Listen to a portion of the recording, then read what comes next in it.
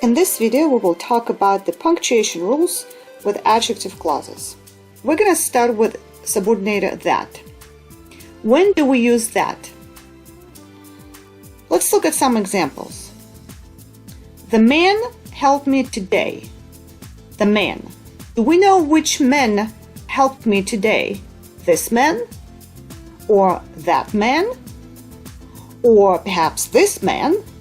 So the word man in this sentence is not clear and it needs some clarification. It needs some extra information in order to identify the noun. The man that works at the World Bank helped me today. So by using this clause, adjective clause, that works at the World Bank, we clarify the subject man. Now we know which man helped me today. Because this information is essential, this information is important to identify the man, we cannot use any commas, and our clause has to start with subordinated that, because that is the only subordinated that does not take a comma. Now let's look at this example. Mr. Johnson works at the World Bank. Mr. Johnson is already a specific name. Do you know Mr. Johnson? No, I don't. And I'm sure you don't know who Mr. Johnson is. And that does not matter. The only thing matters is this noun is already specific, meaning it is a proper name. Because the noun is already specific, we're going to use this extra information, and this extra information is not important, and it starts with the subordinated who. And because this information is not important, we're going to put two commas. We're going to separate this information in the sentence. So this adjective clause requires two commas because it's in the middle of the sentence.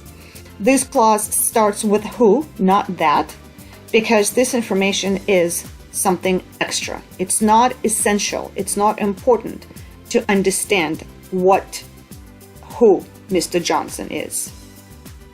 Let's look at some more examples. People that are bilingual have a big advantage. Now, if I say people have a big advantage, and I'm gonna omit the information, the clause that are bilingual, now we'll have a sentence saying people have a big advantage. Do all people have a big advantage? No, not all people, but only people that are bilingual. So we do need this information to specify the word people. And because this information is necessary, we are going to start this clause with subordinated that and no commas. Now, if you look at this example, ESL students who are bilingual have a big advantage. Now, what do we know about ESL students? They are bilingual, correct? Because English is their second language. That means they have their first language. So this information, who are bilingual, is extra in this sentence. If we get rid of this information, we still have a sentence that makes sense. ESL students have a big advantage. Who have a big advantage? ESL students. All right? And ESL students are bilingual. We know that ESL students are already bilingual. So we don't need this information to tell us what ESL students are. Okay, now let's look at these examples with adjective clauses that contain non-important information, therefore require commas, and begin with which, who, whom, whose, and where. My new car, which was a gift from my son, needs very little gas. So when you look at the word car, my new car, it's already specific because A, we know it's my and new car, so it's a specific car, and the information which was a gift from my son does not really help us to understand which car, this car or that car, because I already said my new car. So because this adjective clause is not important in the sentence, we're going to separate this by two commas because it's in the middle, and this clause will begin with which because car is an object. July 25th is a specific date. So do we need any information for us to understand, is it July 25th or is it July 25th? There's only one July 25th. And in this sentence, when I left home, again, does not help us to understand which July 25th, because it's already specific. I admire Professor Brooks. Again, Professor Brooks is a proper name. Information whose books were stolen does not really help us to understand which Professor Brooks. This Professor Brooks or that Professor Brooks, because there's only one Professor Brooks. The same in the sentence, Professor Brooks, who is my English teacher, works at Valencia College and GCF. And again, do you need to know Professor Brooks? No. You don't need to know those specific nouns, as long as they are specific in that sentence, in that context.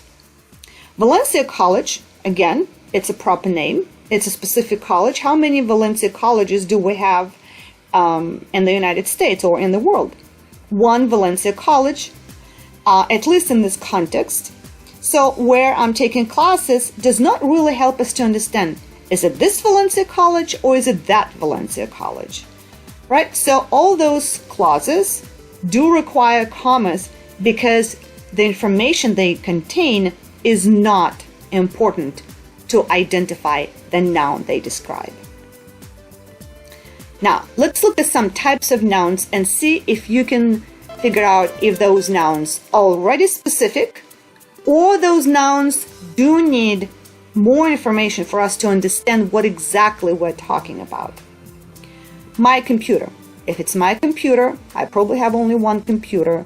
It's already specific. Therefore, we're going to have a comma and our adjective clause is going to start with which. Computers. Now, which computers? Are we talking about computers at work, computers at school, computers at the store? So we need to identify what I'm talking about. Therefore, our adjective clause will begin with that and no comma. The computer as an invention, because there's only one invention called the computer, is already specific. Therefore, it's going to be a comma and which. My friend. You probably have more than just one friend. So you have to identify which friend, and so you're going to be more specific by saying my friend that, and continue. Now, my best friend, you probably have only one best friend. That's why it's best, right? It's already specific, therefore it's going to be a comma and the clause will start with who. President Johnson. It's a specific name, therefore, comma, who. The city. Which city? Orlando, Miami, New York? We need to identify the city, therefore, we need that specific information that will start with that. Orlando, that's already specific enough, therefore, comma, which. My parents. My parents is already a very specific noun, therefore, comma, who. Parents. Now whose parents? Your parents? My parents? Parents of little kids? We need specific information here, and the clause will start with that. Jeans. Whose jeans? These jeans? Those jeans? My jeans? Your jeans? Oh, jeans that... We need specific information. We need to specify jeans. His favorite pair of jeans. If it's his favorite, it's already specific enough. Therefore, comma, which. Teachers. Which teachers? College teachers, public school teachers, teachers in the city, teachers in that city. We need to specify what type of or what group of teachers we're talking about. The same as students. Which group of students? Students that maybe finished homework on time, or students who passed the final exam, right? We need to specify that group of students. A flag. Which flag? This flag, that flag, blue flag, red flag. Oh, a flag that... And we need more information to identify which flag I'm talking about. But then when you say the American flag, it's already specific enough because it's the flag that belongs to the United States, that represents the United States. Therefore, it's going to be comma and which. Quiz time. My dog. My dog is adorable. If you have one dog, and in this context, it's clear that it's only one dog. I have only one dog. So the word dog is already specific. Therefore, comma, which we got last year. A cell phone is over my budget. Which cell phone is over your budget? A cell phone that is new, a cell phone that is, I don't know, over $900 maybe?